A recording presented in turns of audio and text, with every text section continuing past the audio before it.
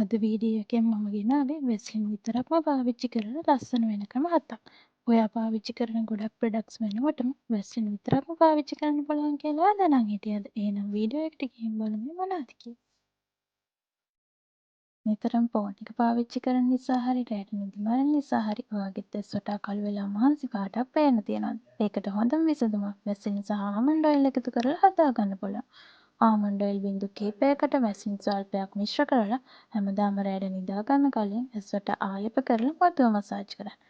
Almond oil වල තියෙන vitamin E සහ වැසිලින් වල තෙතමන එකතු වෙලා ඇස් වටා තියෙන අඳුරු ගතිය නැති කරනවා වගේම රැලි වැටීම පාලනය කරලා ඇස් දෙකට නැවුම් පෙනුමක් ලබා දෙනවා.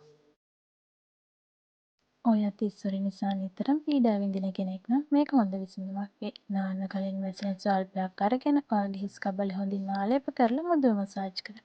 ඊට පස්සේ සාමාන්‍ය විදිහට ෂැම්පු කරලා සෝදා හරින්න. මේකෙන් හිස් කබල තියෙන අධික වියලි ගතිය නැති වෙලා හිස් සොරිය ඇතිවීම ගොඩක් දුරට පාලනය කරගන්න පුළුවන්. ඔයාගෙත් නියපොතු වැවෙන්න කලින්ම කැඩලා යනවද? එහෙනම් මේ පුංචි සත්කාරය ඔයාට ගොඩක් උදව් වෙයි.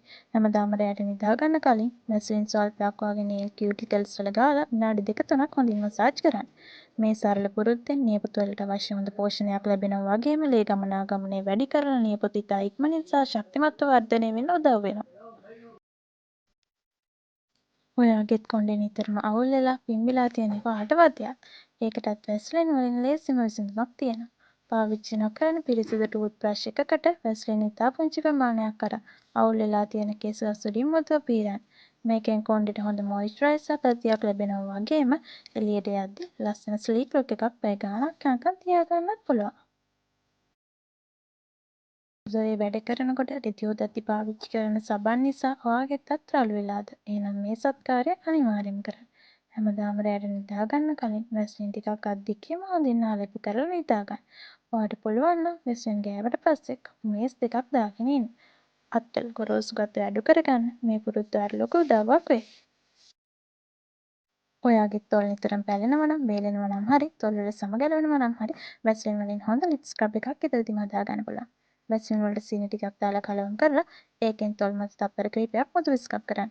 මේකෙන් තොල් වල තියෙන මැලුණු සම ඔක්කොම ඉවත් වෙලා තොල් වලට හොඳ පෝෂණයක් සහ තෙතමනයක් ලැබෙන නිසා තොල් දෙක ස්වභාවිකම රෝස පාට මෘදුව තියාගන්න පුළුවන්.